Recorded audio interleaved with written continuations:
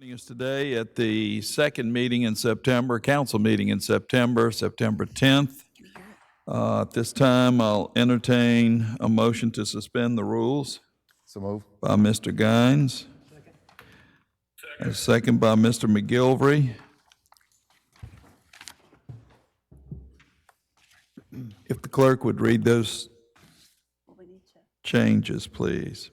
We need to vote on that first. We do, okay. All in favor of suspending the rules? Aye. Well, just state your name and say aye. We've got to do that since we have Mr. Lawrence on the video there. If it's on. Guines, aye. McGilvery, aye. Tisdale, aye. Glavine, aye. Shoemaker, aye. There you go. That's a 6-0 vote. If the clerk would note that Testing. Ms. Newman is not present. All right. If the clerk would now read those changes.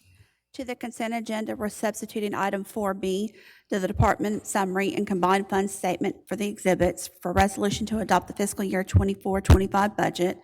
We're substituting 5Q, resolution authorizing entry into a memorandum of understanding with Harrison County and the city of Biloxi regarding Save Our Sound Coalition Fund, and adding 5S, resolution declaring a state of emergency for Tropical Storm Francine. All right, thank you. Is there any discussion? Okay, I'll entertain a. Thank you. Second. There's a motion by Mr. Lawrence and a second by Mr. Guines to approve the amended agenda. All in favor? Aye. Go ahead, Mr. Lawrence. There you go. Aye. Aye, Guines. Shoemaker. Glavine, aye. Tisdale, that's unanimous with a 6-0 vote for the clerk. Thank you. All right, that brings us to the mayor's report. Mr. Mayor? Yeah, thank you, Mr. President. I would ask at this point in time to ask Frank Poquito Bardot to come up and give us an insurance renewal update. Thank you, Mayor. In front of y'all, you have a booklet. If you'd like to turn to page 11, and I know there's a couple of y'all haven't seen our insurance program, and anytime y'all are available, I'd love to go through in detail the different nuances on y'all's program that's kind of different from other programs you may have seen. This is our all lines aggregate, so all of our liability coverages. There was no change in your self-insured retention or your stop loss at all. We had about a 4.4% increase in exposure basis, and then the premium had an increase of a 3.616% increase year over year. In the same booklet, there's a lot of detail as far as your claims are concerned. The long story short on your claims, whether it's comp or liability, is all lines. We've performed very well, comparatively speaking, over the past 5-6 years from a comp standpoint as well as a liability standpoint. Those claims are getting closed out relatively quick. We continue to work with the administration as far as the claims review and then with the insurance committee. Full disclosure, the insurance committee has not seen this yet, nor has the administration. We received this, we've got final quotes in late last week, worked on it this weekend, and so these numbers I don't foresee changing whatsoever, but if y'all would like to review it, obviously I will meet with the insurance committee to go through in greater detail, and if the two new members would like to join that, well, I don't know if we could do that with a quorum issue, but I can meet with y'all individually if you'd like.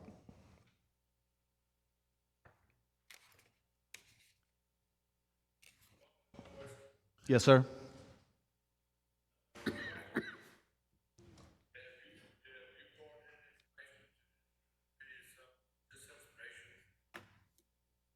I'm sorry?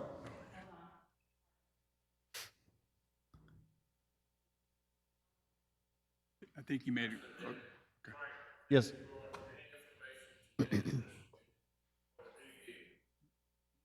Asking me whether you had shared this, and I think you answered that question. You just came hot off the press. No, and sir. Not shared it with anyone yet. And that's what I explained to the council a second ago. I've not shared this with the administration or the insurance committee yet.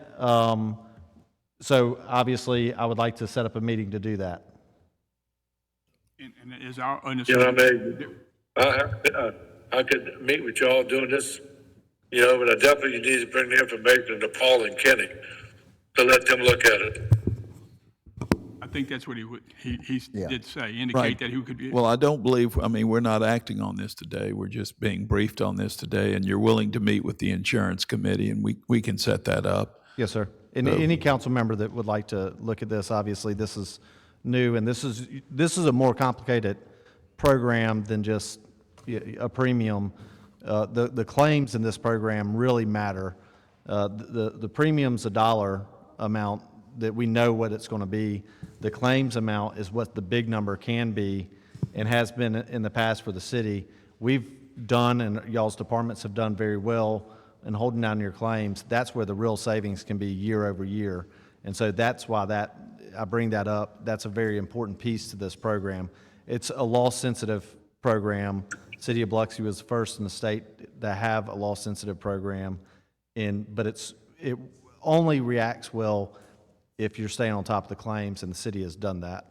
All right. As I understand it, Frank, I think the only increase in premium was related to the increase in exposure. Is that right? That's correct. Okay.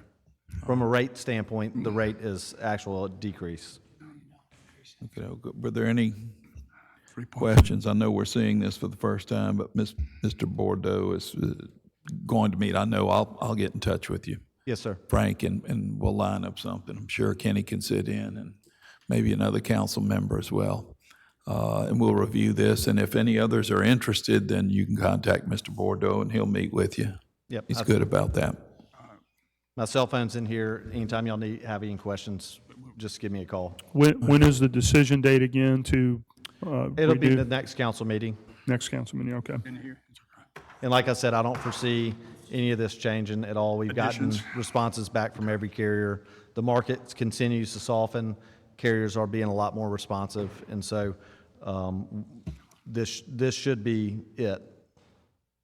Okay, so you'll be hearing from me this week. Maybe Yes, sir. Kenny and I get with you perhaps before the weekends, and any of the other council members. Again, this will be on the next council agenda, so the sooner you can meet with Frank, if you have questions or concerns, the sooner he'll be able to answer them. Okay, anything else? All right, thank you, Frank. Thank you, Frank. Thank you, Appreciate it. Mayor. I'd like Chief Geyser to come up and give us an idea on what he's heard as far as storm surge, but I think in your, on the agenda is the declaration of emergency that everyone is following. But there's been a little movement to the east, and tell us what you do.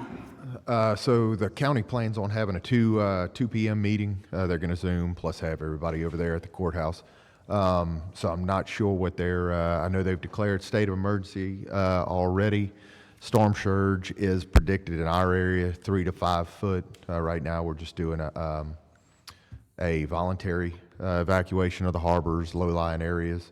I don't think we have any schedule on bridges right now as far as opening. I think they'll be opened as needed to let people up.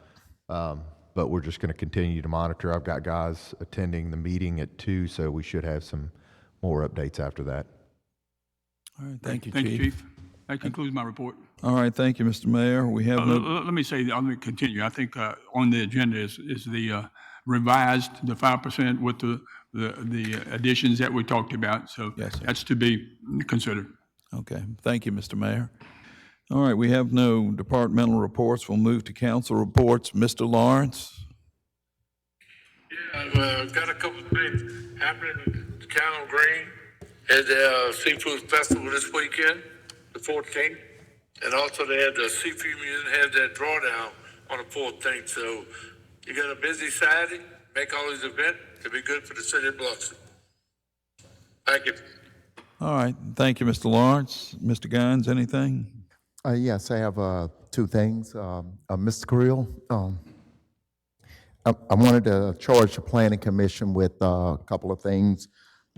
We still have Railroad Street, the north and south of Estes Boulevard, maybe just renaming it North Estes Boulevard and South Estes Boulevard instead of just Estes Boulevard with a bunch of names on it. Yes, sir. So, yeah, so.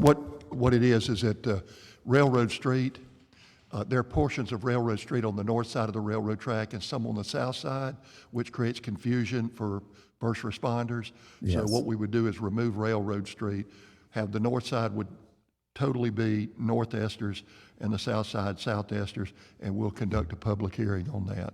Okay. Okay, and also, the other thing is, I know we're doing something for Mr. Tyrone Burton coming up. Yes, sir. So, it would be nice, kind of like we did Pastor Jason Johnson Street, look at from Division Street to the railroad tracks of possibly, making that just a little Tyrone Burton's Boulevard, so to speak. We'll do that, and we'll conduct those public hearings on the same date with the Planning Commission.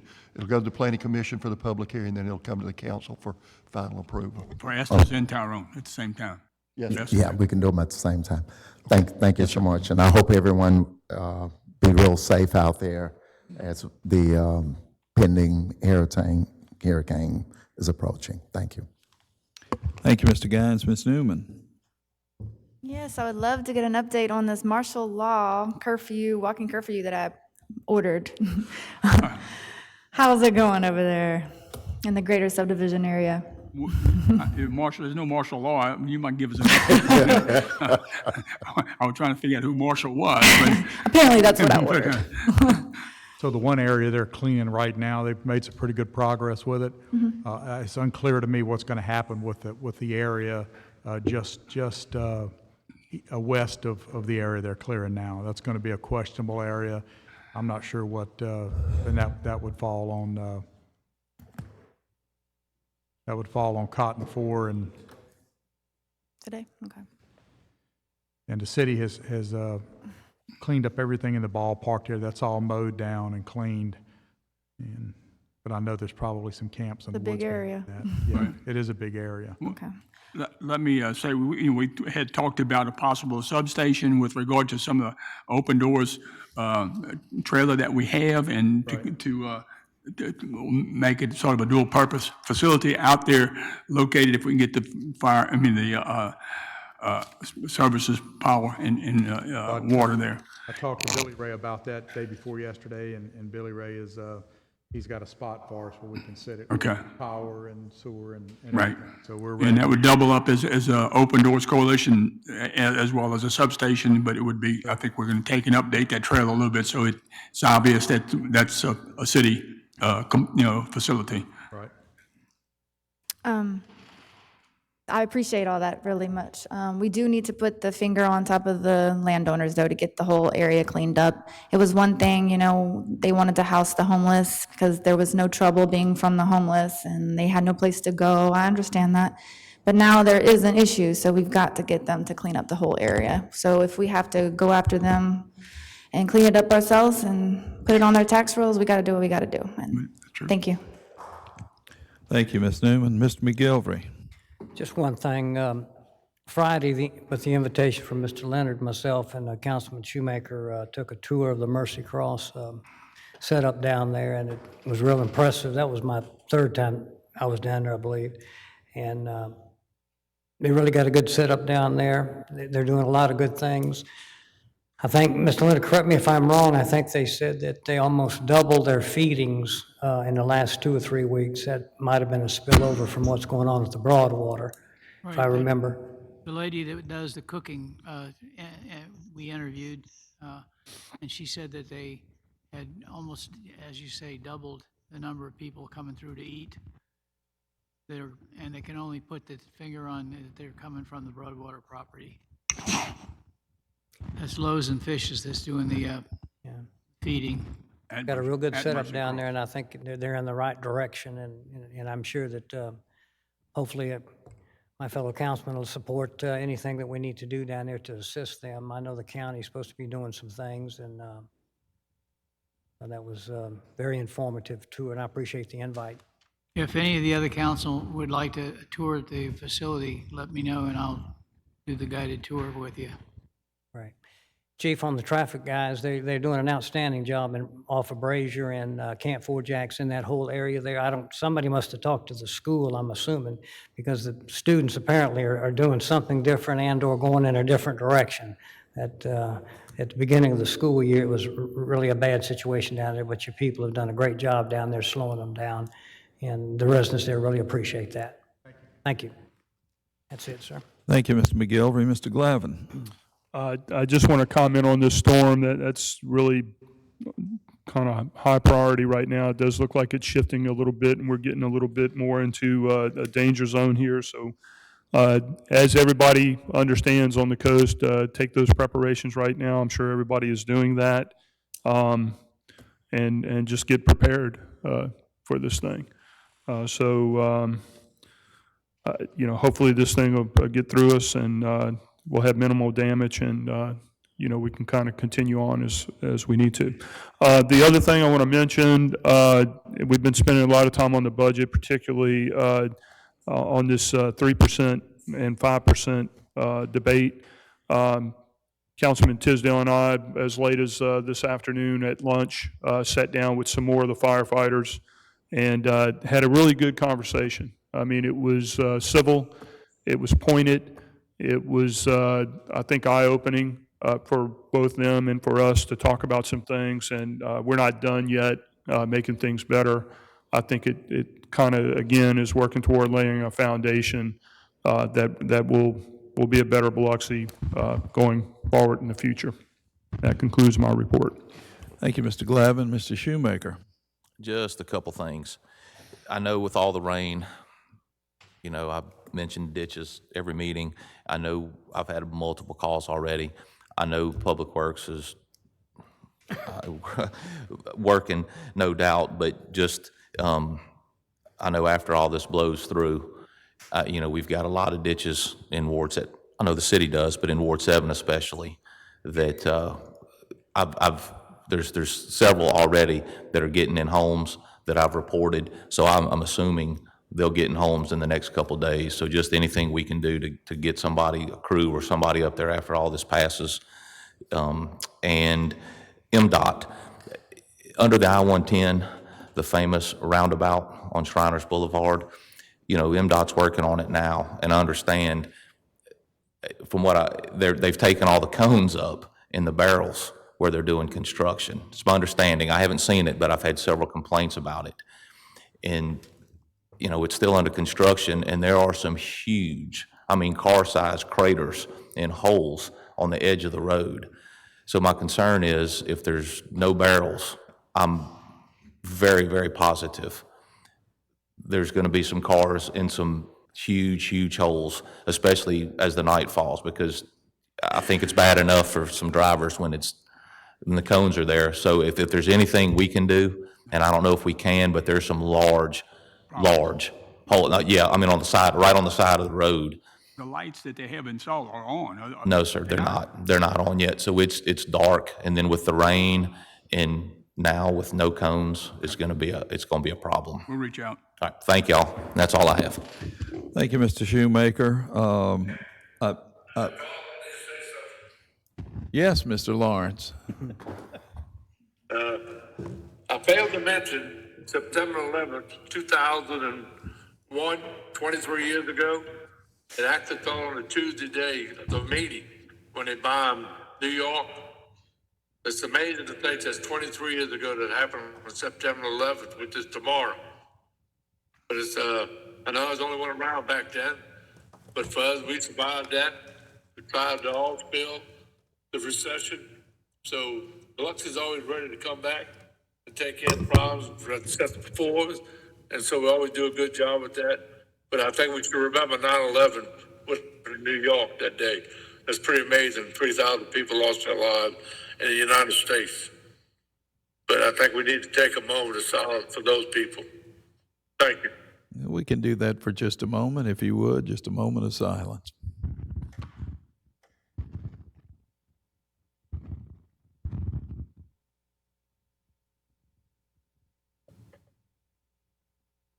Thank you. They had a piece on 60 Minutes last night that they had run before, probably 10 years ago or whatever. It was very touching about what happened that day, and they interviewed several firefighters. So point well taken and made, Mr. Lawrence. Thank you.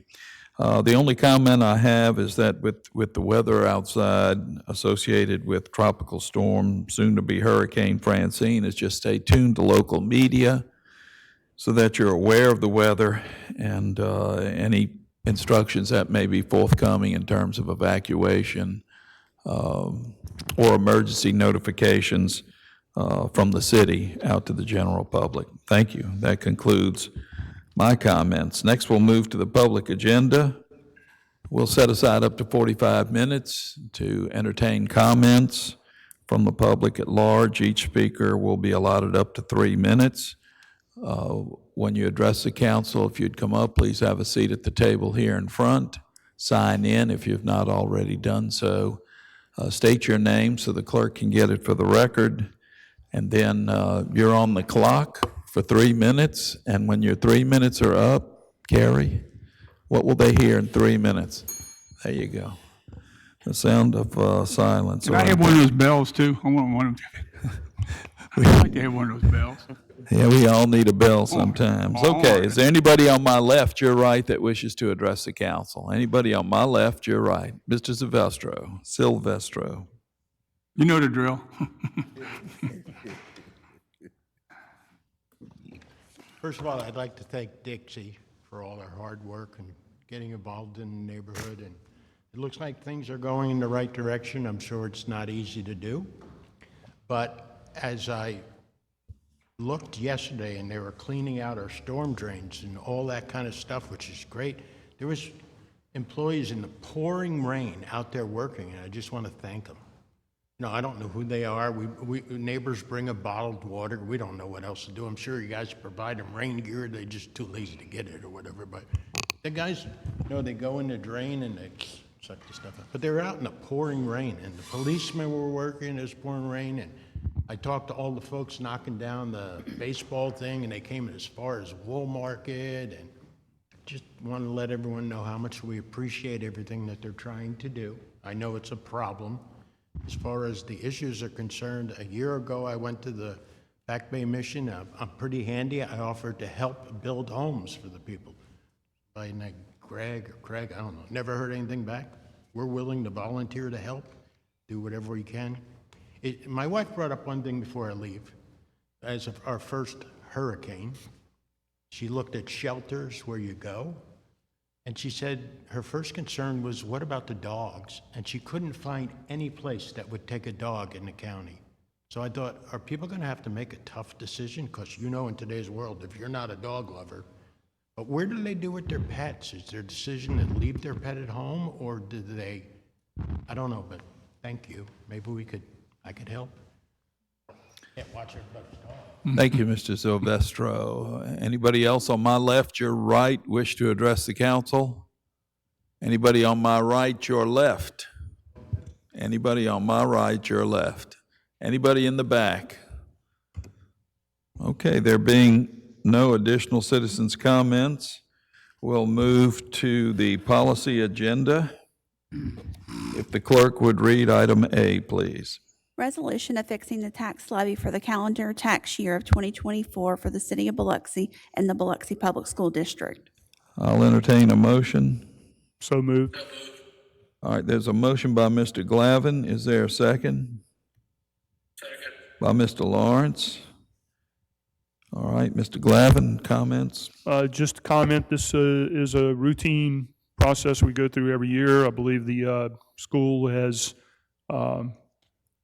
requested an increase, slight increase, and this has nothing to do with the city's decision. This is the school system trying to cover their expenses. All right, thank you, Mr. Glavin. Mr. Lawrence, any comments?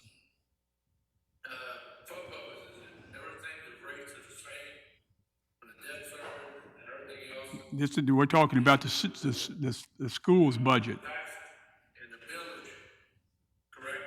Total millage is, City's total millage. City's total millage is the same. School district has changed 43 point, went to 1 mil.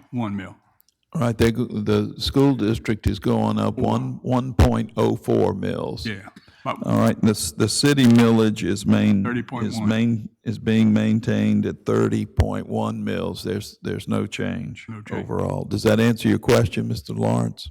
Right, and the debt service stayed the same? I think there may be some change in debt service, but the total millages. Small increase in debt service. Yeah, there's a small shift. increase in debt service, but that was that was met with moving millage from the operational side to the debt side, correct? I think so. That's Total why. millage is the same. So there was a slight increase in the debt millage and a slight decrease in the operating funds for the city, which were a wash. Therefore, the total millage is remaining the same, 30.1 mils. Okay? And the last one that y'all had spoke about before was the PERS. Was PERS adjusted at all? That's in this budget, yes. Yeah, everything's been. 18.6, I mean 18.4 from 1.174. Okay. That's in this budget. It was debt was the same? I'm not sure what your question is, The George. debt increased. Oh, no. Oh, the PERS. PERS increased too. We Yeah, just collected an additional 1% on, as our match. Right, we haven't, go ahead, Mayor, you, 18.4 this year, well, for 9 months of this year will be 18.4, for 3 months will be 17.4. right, so that's been taken into account in this No, budget. it's actually half of it, the 17.9 versus 18.4 for from January 1 through October 1. Right, so there's an increase in the employer's contribution or match, and that's been taken into account for this budget, and the millage has still remained the same at 30.1. All these things cut into the. All right, thank you. Any other discussion on this item? All right, we'll call for the question. All in favor of the resolution for the fixing the tax levy as presented, state your name and say aye, starting with Mr. Lawrence. Lawrence, Guines, aye. McGilvery, aye. Tisdale, aye. Glavin, aye. Shoemaker, aye. Okay, that passes on a 7-0 vote for the clerk. Thank you. If the clerk would read the next item on the agenda, item B, please. Resolution to adopt the fiscal year 2024-2025 municipal budget for the city of Biloxi. So moved. There's a motion by Mr. Glavin. Is there a second? second. Second by Mr. Lawrence. Okay, Mr. Glavin, you're on. Just want to note that this budget, we worked tirelessly on for several months. Appreciate the administration, mayor's office, all the directors, and my colleagues on the council, of course. Also includes a 5% increase that we've been talking about for some time. So glad we can put that into effect. And we got a year to come up with to try to continue our work for the citizens of Biloxi. Thank you, Mr. Glavin. Mr. Lawrence?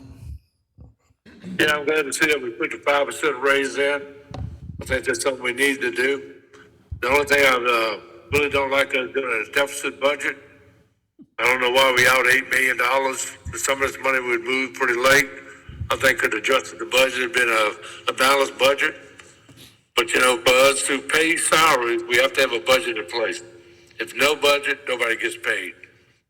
So right now, you have to pass that with 5% in for raises for all the citizens, all the employees of the city of Biloxi. That should includes everybody, correct, Fofo? Everybody, we talked a little bit about the directors from 3 to 4%. That's those Okay. directors. All right. Some getting lost in the shuffle, and it shouldn't be, is one important element of that budget and personnel is that we raised the minimum wage for all of our employees. That will affect, Mayor, what was it? 103, 103, yeah. 103.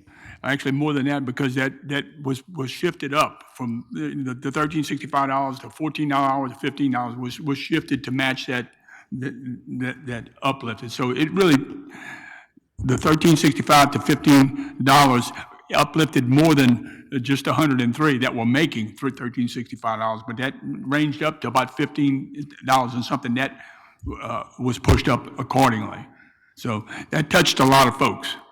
And if you look at the percent, well, we don't need to go to percentages, but we did, as we talked about this morning, that bunch in the middle was moved from 3 to 5%. The 2% was applied. That was reflective in this proposed budget. All right. Was Mr. Lawrence, anything else?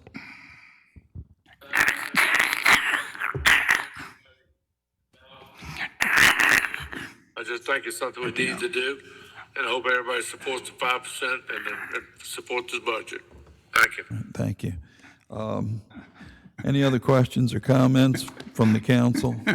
I know I have one, but I'll get one or two, but I'll get to that. Mr. Guines. Yeah, rising tide lifts all boats, so I'm happy for our employees that they got the percentage. I'm extremely happy, as the mayor said, with our bringing up the minimum wage. Entry level, I'm saying entry level. Entry level, Entry okay, level. yes. Bringing up our entry level up higher. That was a very big issue for me. And I'm glad that we worked it out and everybody gets to have a piece of the pie. Thank you. Thank you, Mr. Guines. Ms. Newman, anything? Mr. McGilvery, anything? No comment. Mr. Shoemaker, anything? No comment. Two things, Mayor. Looking at the combined fund sheet,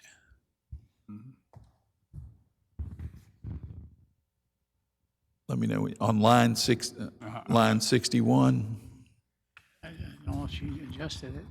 What, and, two glasses? I need some glasses, wait a minute. all right. So on line 61, we have a transfer from the general fund to the capital projects. That's right. So we're moving 11.3 million and some change Fund the over there. capital projects. Is From there- the general fund. Is there any reason we have to do that today, or can we do that sometime during the next fiscal year? It seems like it would help our bottom line if we moved it later in the It year. will not, though. It will not, according I mean, Diana needs to explain that, but basically to keep in sync with, the funding, especially ARPA. Okay. So that there's a reason for doing that. Ms. Thornton's not here, but, and I think it was done last year as well, but, Yeah, 11,316, that's it. okay. I think we had a resolution which talked about that last week for the reporting, for us to be able to report that to Treasury, that we were having to move that as part of that. All right, so this 11 million is associated with the ARPA? Yes. Okay, It's to that's, account for where it's going. So That's correct. some of it is capital and some of it is just recognizing what we used and how we used it in the past. It was Right. lost revenue, but we have to still say what it went for accounting purposes. okay. Thank you. I'll follow that. Thank you. The next question deals with the fire department, and I just wanted to be sure. We had talked about certifications for those firefighters that receive some sort of medical training with their job, and I think we had allocated about $35,000 for that a couple of workshops ago. I just wanted to be sure that's still in this budget. It is, it's still in the budget. That's a very important element of the budget. As I've spoken about before, our goal is to have about 30 paramedics or advanced EMTs. That would give us one per shift per station. Right. Right now, we have, I think, 9 total. And there's no incentive for them to, those young kids coming in the fire department to go become paramedics if they're not going to make any extra money for it. So and it is also the county's robbing some of our people. So that incentive pay was put in for 2 reasons. One, to hang on to who we have, and secondly, to encourage people and the young new firefighters to get the certifications. Okay, I just wanted to be sure it didn't get lost in the shuffle, because I know we've been Numbers have been changing. You have a question? Yeah, I got a comment. So any existing firemen, those 10 that you identified, they will receive incentive pay for them being, They will, and it'll telegraph that, to the other young firefighters, that they can, one way to advance in the fire department is to get that certification. that's fair, that's a good move. That's a real good move. Thank you. Okay.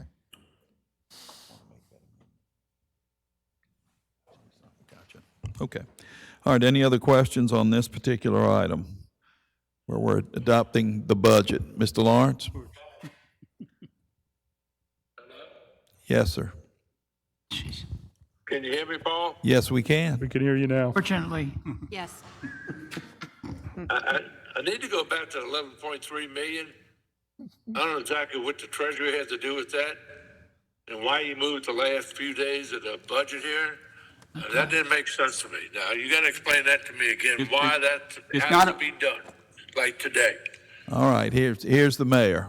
It's not a budget item, it's a movement of some cash from one place to the other in order to, as the ARPA, and the lost revenue component of the situation was actually, we declared with 9 out of the 11 million that we received as lost revenue. So it was just, being precautious, so it was not a budget item. It was a movement that affected the balance from one fund to the other. It's a transfer. Right.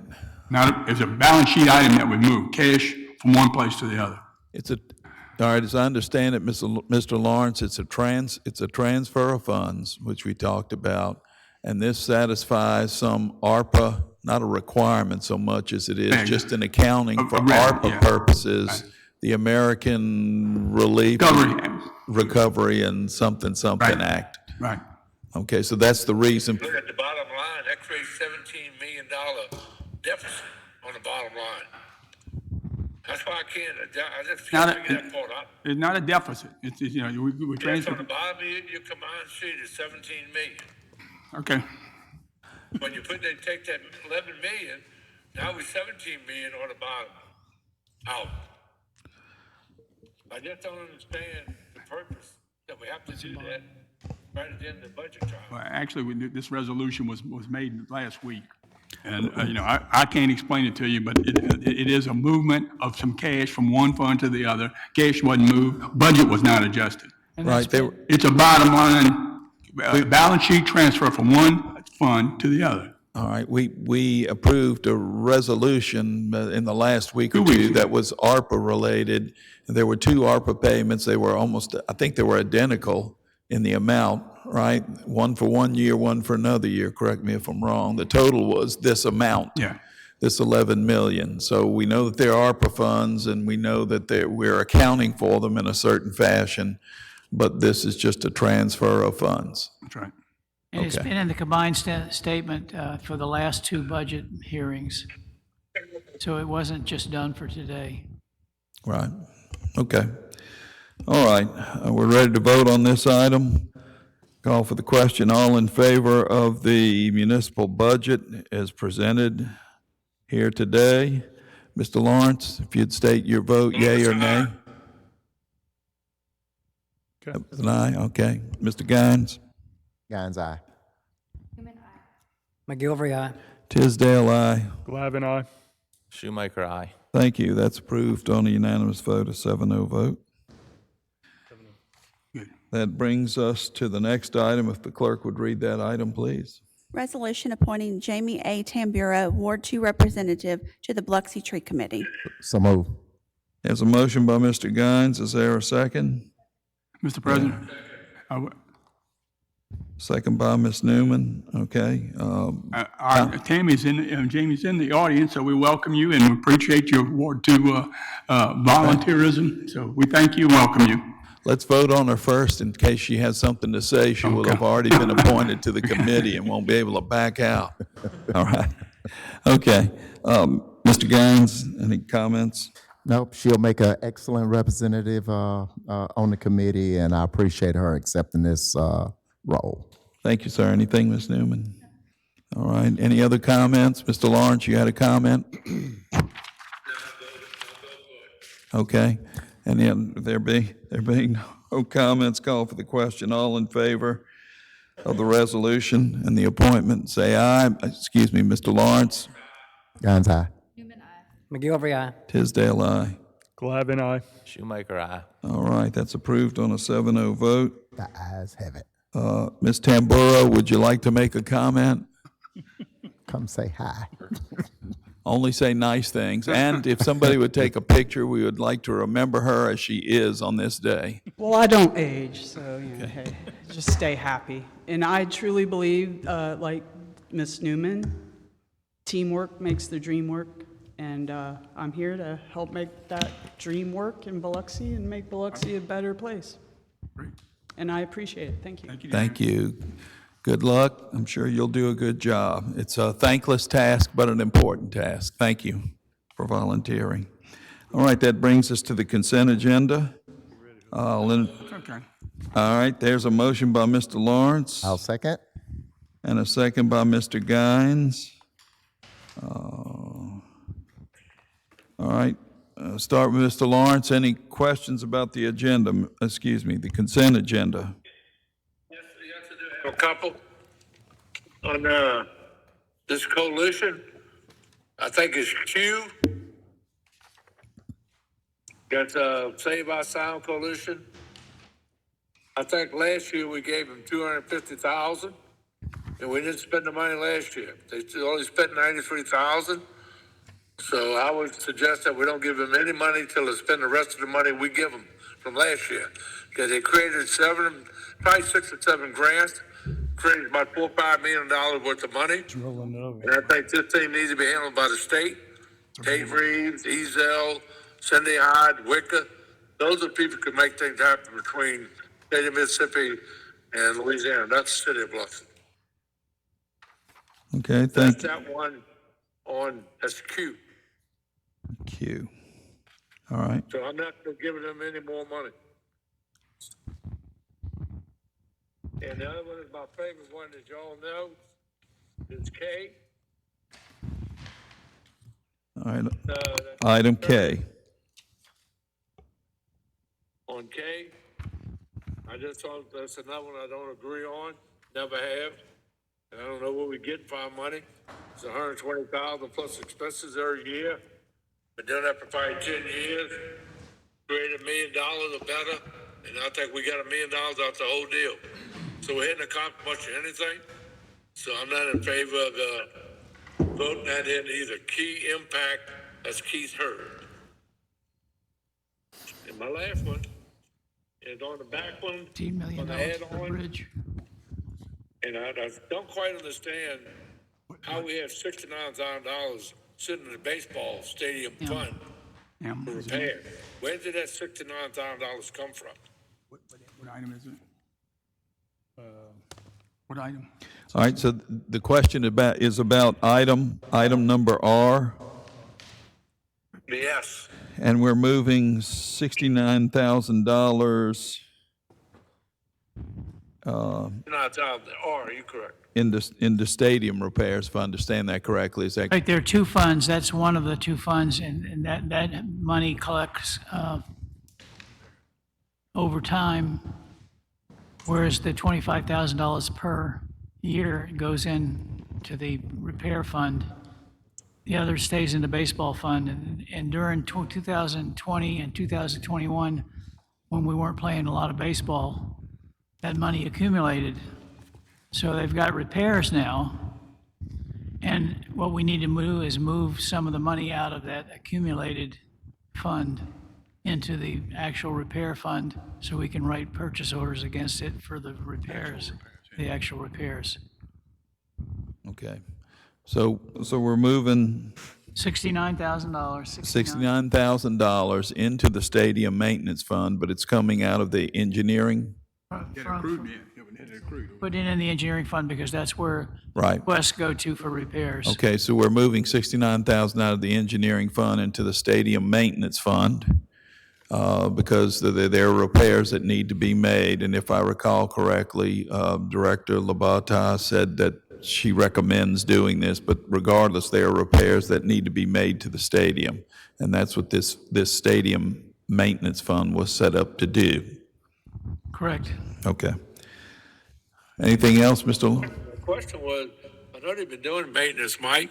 I mean, don't see where we had any money left over to have that kind of money sitting there. That was my thing. They've been repairing a lot of stuff. The $25,000 we put up, and they put up $25,000 to maintain certain things in the stadium. And I know they get it where the stadium 10 years old, a lot of work's getting ready to be put into it. I just didn't think we had $69,000 just sitting there like that. That was my question. Well, it was in the fund balance, because it hadn't been spent in the previous years.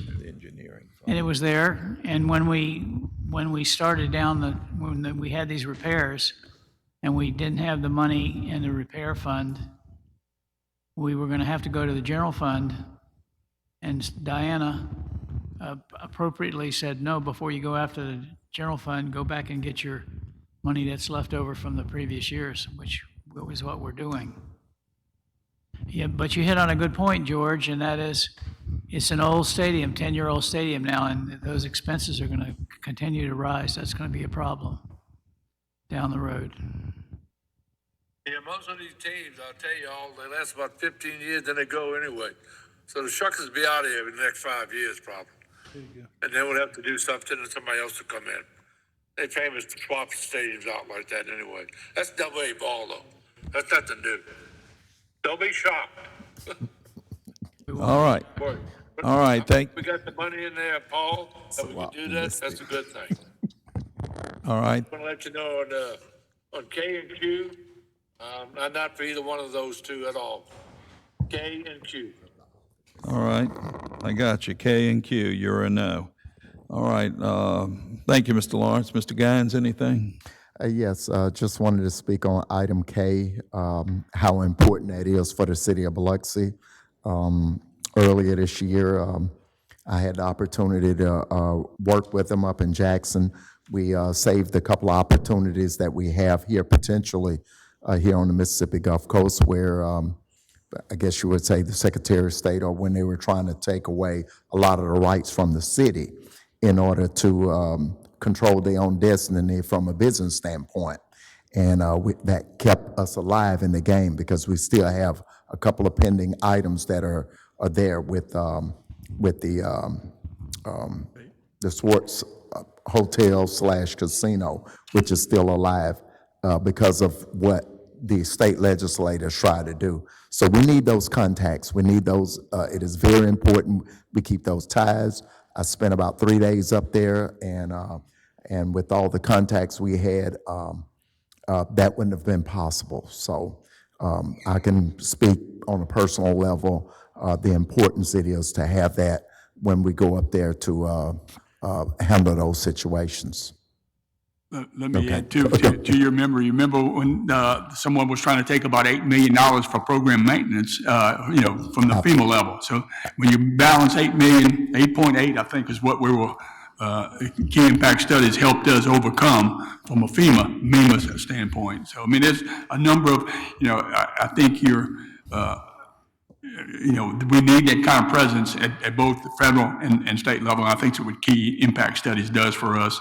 I keep thinking about the bridge repair, the Pops Ferry, the $12 million. There's a number of things that I'm happy to go over in detail with over the last 8 years with Keith in key impact.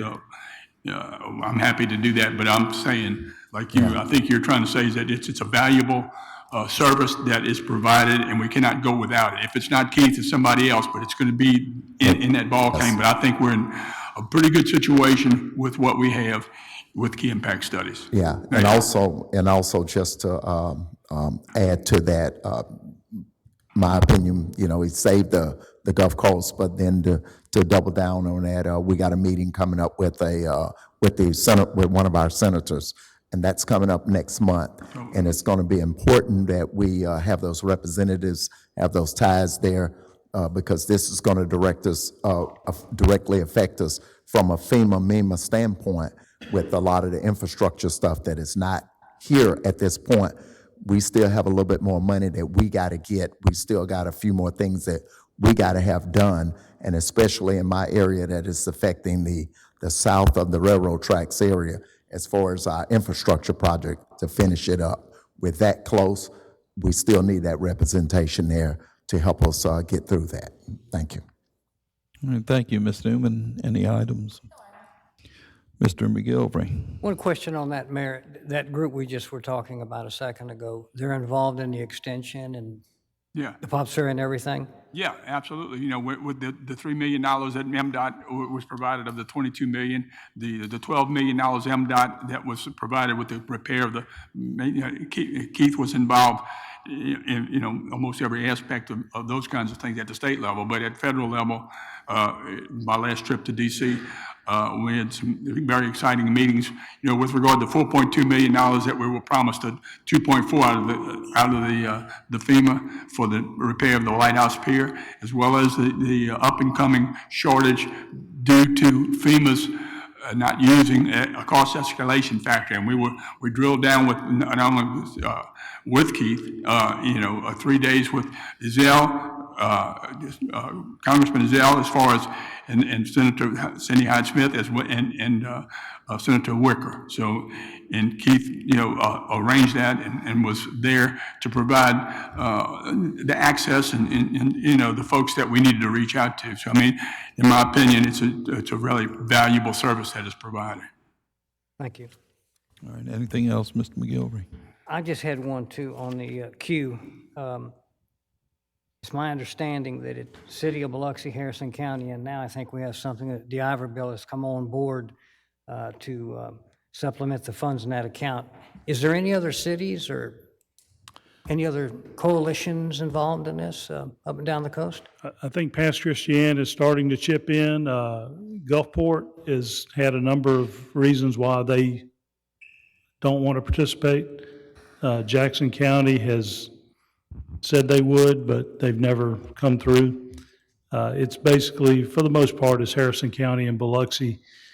And this is for the advertising component and the legal work that's billed through the county, and we reimburse the county because the state did give some money for some testing and things like that, but they refused to help with any of the ongoing litigation that the coalition is handling against the Corps. I think 2 different fronts. And, you know, we've been trying to get the state involved. It's a statewide issue, it's not Biloxi's problem or Harrison County. It would definitely devastate us. But at this point, we've got to keep the litigation over. This is just reserving up to that amount of money. Like as Councilman Lawrence mentioned, I think last year, the actual money spent by the city was around $90,000. And this would just reserve that amount for the upcoming budget year because we've got, that was budgeted last year, just reserved. We got to less than half of it. But yeah, I'd happy to sit down with you and show you some of at least the level of detail of trying to take on the Corps of Engineers with this. I mean, they've got a number of government lawyers, that's just all they do.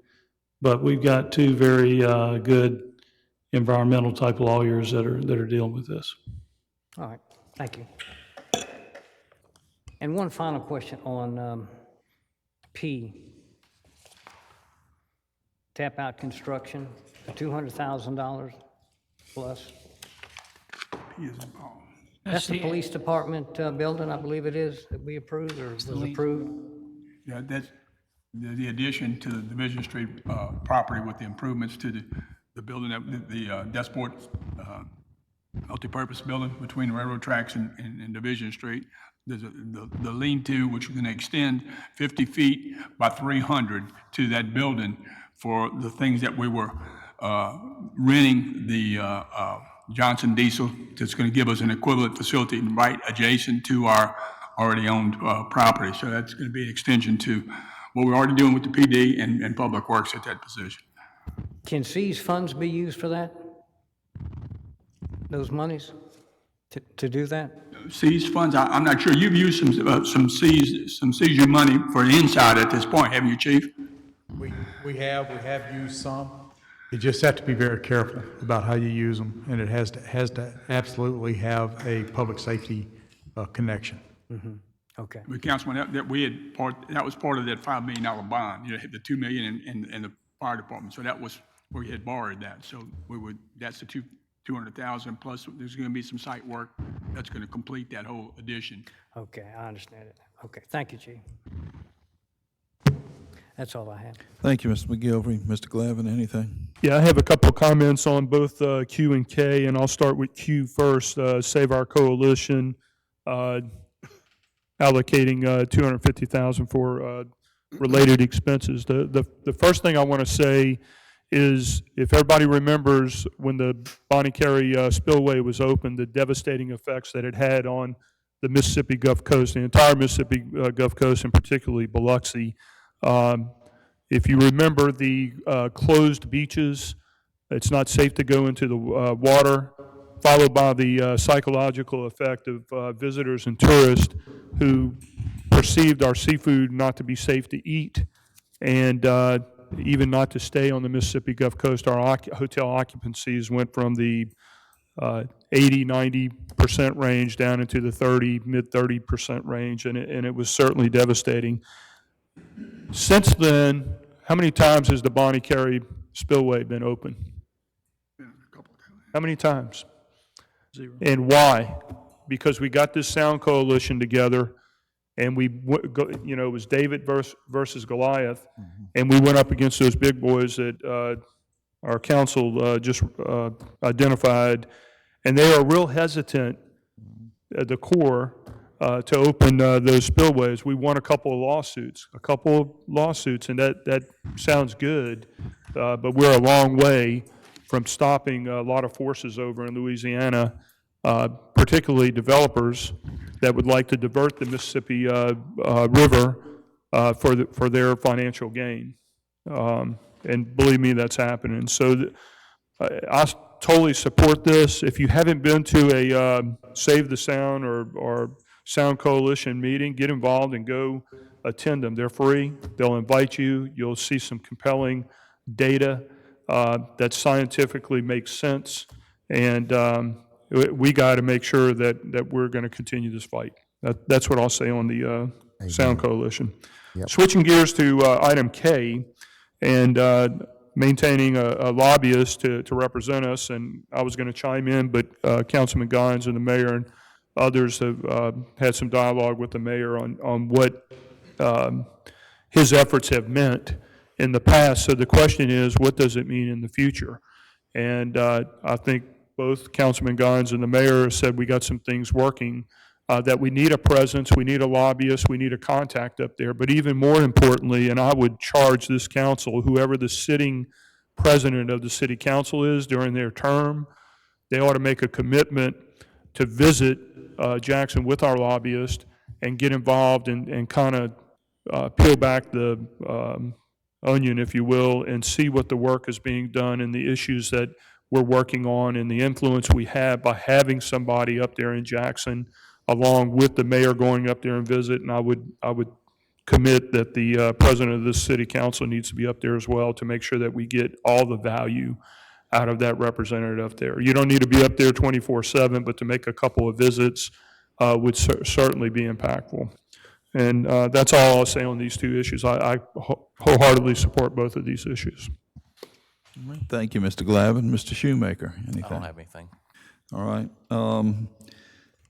On item A on the consent agenda, I think this is just a Scrivener's error. The reappointment is for Susan Peterson, not Susan Patterson. I called her Susan Patterson that I know, and she was excited until she learned or informed me that she lived in D'Iberville. So it's Susan Peterson. That's item A. Again, a Scrivener's error. On item B in the consent agenda, that's an expenditure to the Slavic Benevolent Association. I'm assuming that's Add in the normal annual and what annual golf tournament, and that's what I thought. All right, thank you, Mr. Mayor. 100 people coming into town for that tournament. All right, on item K, This is a renewal of agreement with Key Impact Strategies. I joined Mr. Lawrence with a no on that item. And I'll go back and just to be sure we have all the exceptions straight in just a moment.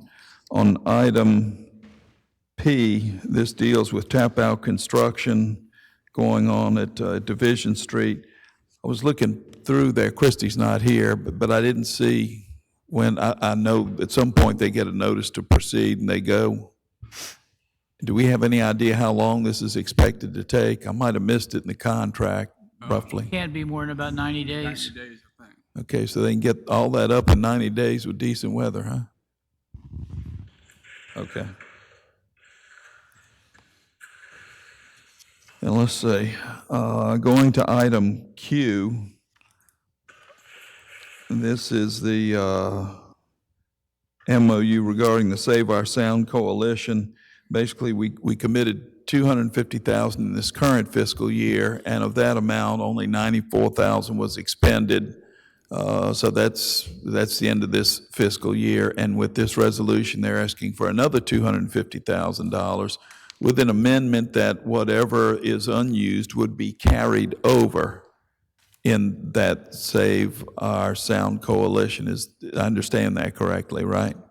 That's right. And it's also subject, if we get other contributions, I think there is an offset, but we want to get something substantial. If we got another substantial contribution from Gulfport, we would come in and amend this resolution.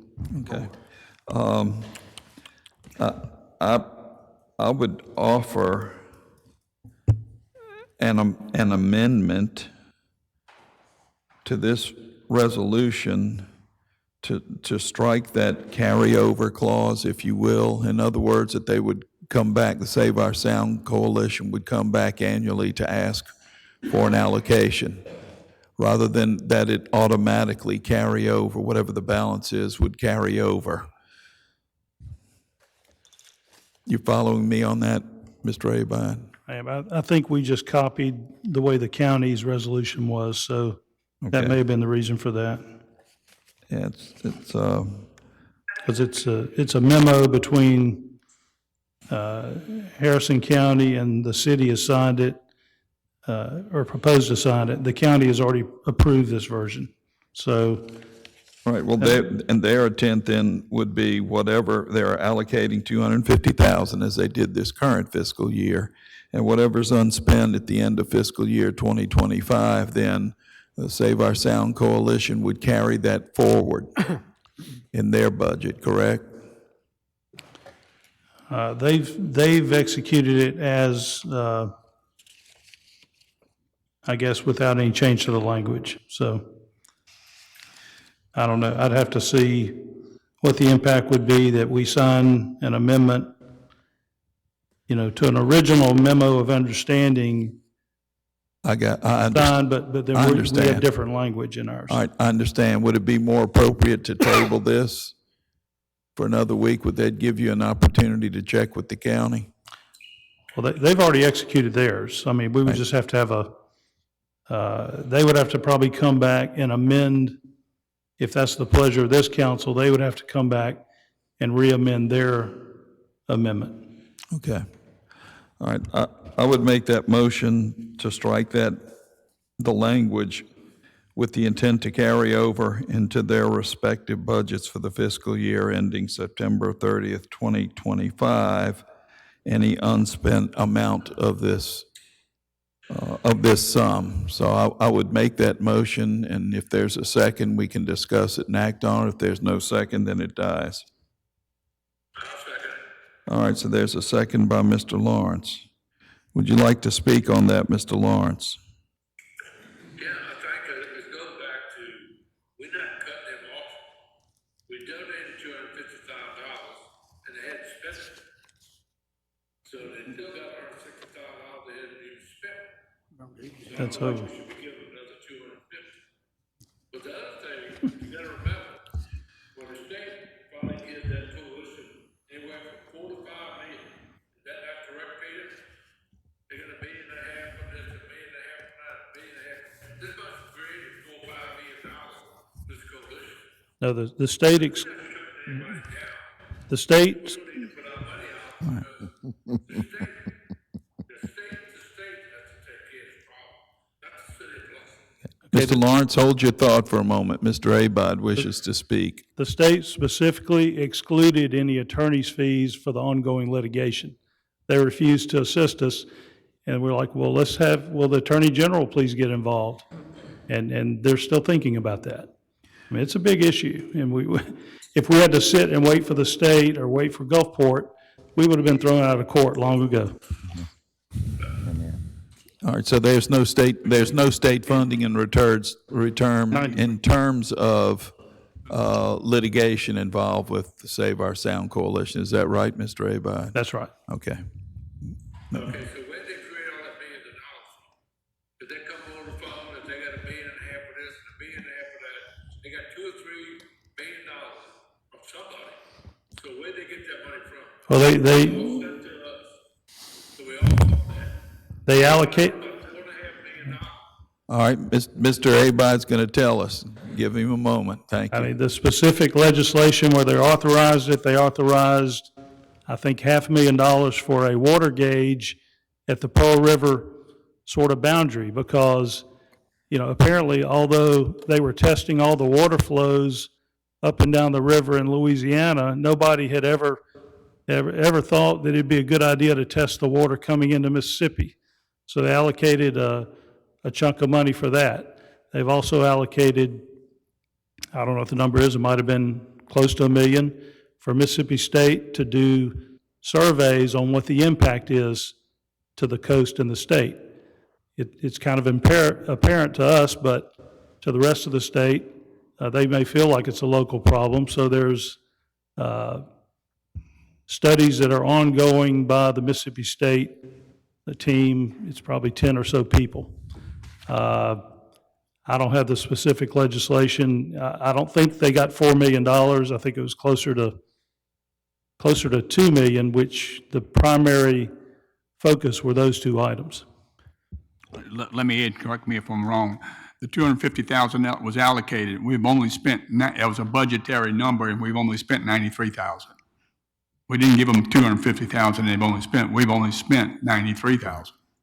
Yeah, and it was just for this fiscal year, and it's over. So there is no leftover money, and that money never left our treasury anyway. So this is a budget, it's kind of to redo the budget for for the next fiscal year.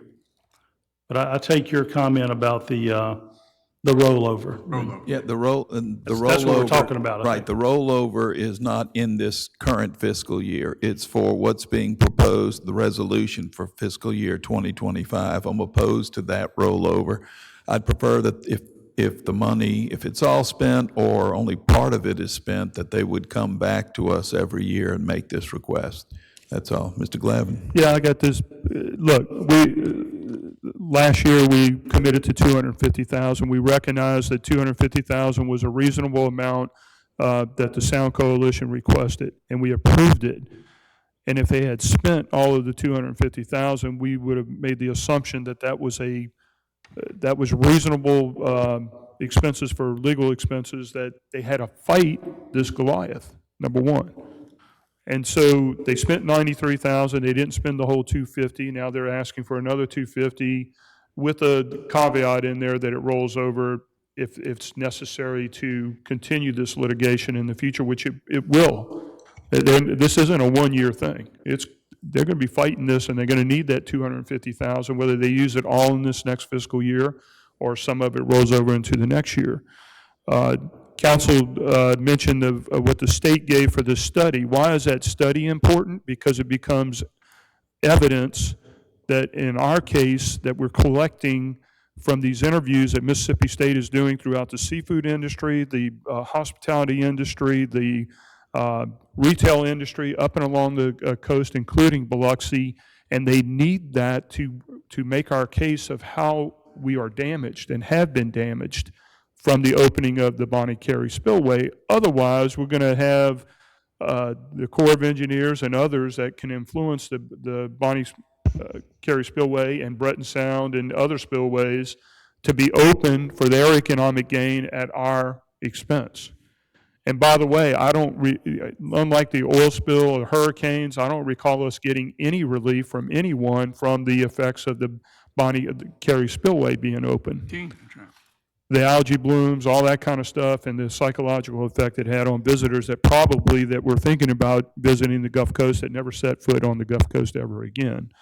So first of all, I would ask how many people have been to a Sound Coalition meeting and listened to the scientists and the experts talk about how we've been damaged, our oyster industry, our fishing industry, the dolphins that are out there, how they've been, and see the pictures of the lesions and how they struggled and died on beaches, and that we have to prevent that ecological disaster. So I wouldn't play around with this. I think it's a reasonable request like it was before. I think we've been successful in a couple of suits that nobody ever thought we would win, that we won. So we set a little bit of preference, and to lose that momentum could be disaster for our area. Thank you.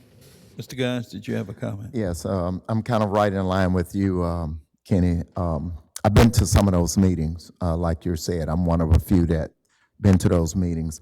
And why would we take away our safety net? This is the safety net that they provide for us. And just as you mentioned about the Cary spillway and them opening it up, all the oyster beds we lost just strictly by that. All the revenue from the heads in the bed that we lost, the beach not being open, the revenue. So we need somebody in place, because if we don't have anyone in place and they open that spillway again, we're gonna face that again, and we will definitely not meet any budget if it come to that. This is our safety net, and we have to keep this in place. Roll over or not, we gotta keep it in place. Thank you. Okay, any other comments on this proposed amendment? Mr. Lawrence, surprise, go ahead. Felix and Kenny, pay attention. What y'all saying is true. But when that plan talk flood, if people don't talk flood, they're gonna open it up. And that's what they did last time. When they started losing people in Louisiana, they're gonna open up the body kill spill. They're gonna do it again. And yes, it'll kill oysters to that. So don't keep saying it affect us only. They opened those things up to the flood people's home, and they was going on the water. And people look alive but then in Louisiana, and you're not gonna stop that. So all that stuff about the killed oysters, yes it does. But they ain't gonna let people drown while they save oysters in London. So that's the problem you have with that. They'll open it when they have to open, when Louisiana flood, they open it. That's it. Okay, any other discussion on the topic on this amendment? I would just say this: it hasn't rained any more or less since they opened it last time for a record number of days.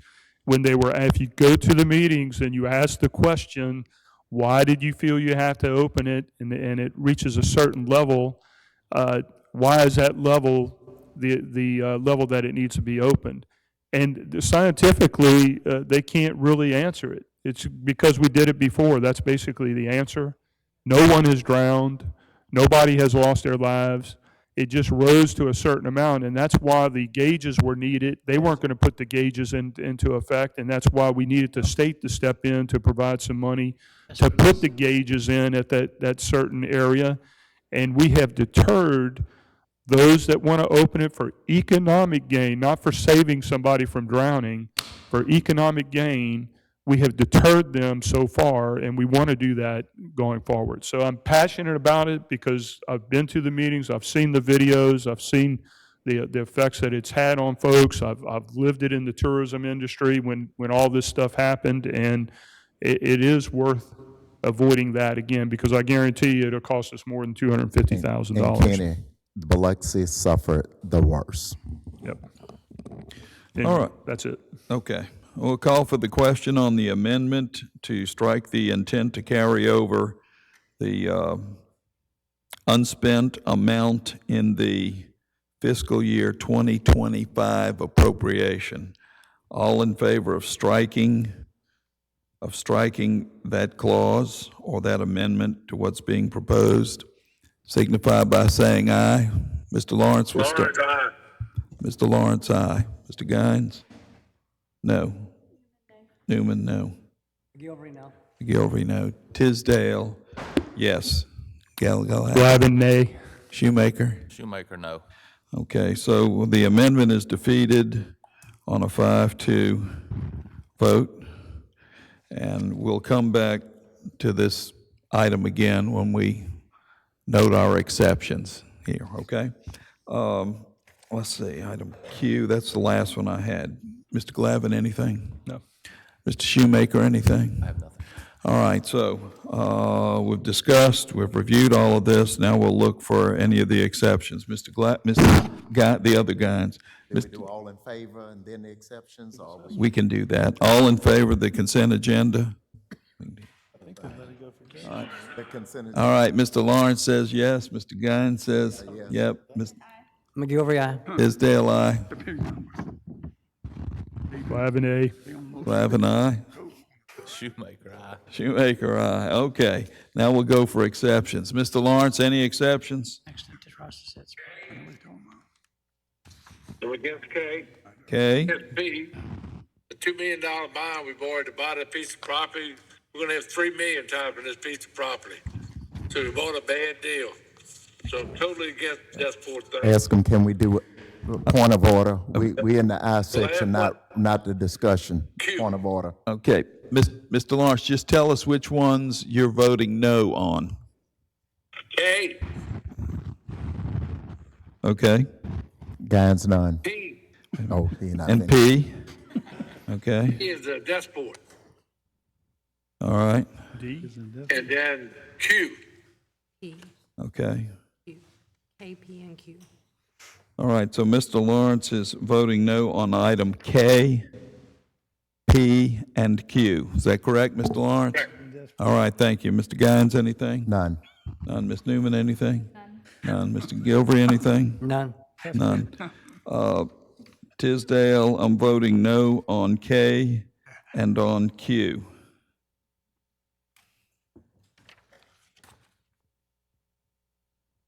That's it. No exceptions. No exceptions, Mr. Shoemaker, no exceptions. No exceptions. All right. Phew, that was a long consent agenda, but we're done. Next, we move to Mr. Creel. You've been waiting a long time. Thank you for your patience. All right, code enforcement hearings. Mr. Creel, item A. Item A, Sharon C. Huffman and James A. Smith, Zero Beach Boulevard. That case has been resolved. Good work, Mr. Creel. Thank you. You're working too hard, Mr. Creel. Yes, sir, Mr. Lawrence. can I ask, Mr. Creel a question? No. He's left the room. If you'll, He left the building. yes, Mr. Lawrence, you may. What did we ever do with the Lund property on Oak Lawn? I know you had them in court. Where'd we go from there? They resolved both properties, the property she lives at and the one on Oak Lawn Place, they resolved them both. So they cleaned them up Yes, sir, they did. in a home too? Yes, sir, both. Boy, that's shocking. Yes, sir, she did. Glad to hear that, but that's shocking. All right, thank you, Mr. Creel, for shocking Mr. Lawrence.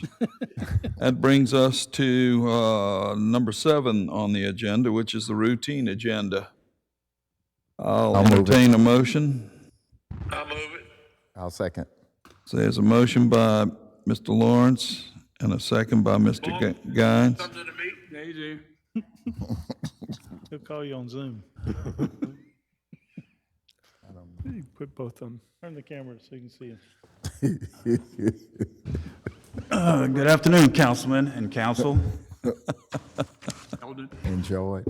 Can you go bring it to him? Good time to come back.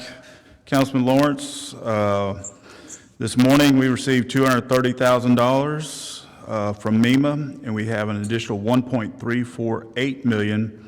That's in step 4 or 5, so we should have that in about 10 to 15 days. So they staying pretty much up to date? They're doing pretty good, sometimes better, sometimes worse, but overall, we're doing fine. All right, just want to keep that. Thank you, Walt. Yes, sir. All right, anything else on the routine agenda? There being no further questions, we'll call for the question on the routine agenda. Mr. Lawrence? Everything good? All right. Guyan's good. Aye. Tisdale, aye. Glavin, A. Shoemaker, aye. All right, as that's approved on a 7-0 vote, I'll entertain a motion to adjourn. So move. Second. Second. All right, that was moved by Mr. aye, McGilvery, aye. and if I might make a suggestion that we all second the adjournment in memory of those who died on September 11th, 2001. Amen. Okay. All right, all in favor? A. Mr. Lawrence, one last time. Go ahead, Mr. Gaines. Yes, aye. All right. Tisdale, aye. Glavin, Glavin. A. Shoemaker, aye. All right, we stand adjourned. Thank you. Thank you. That's why it's breaking up.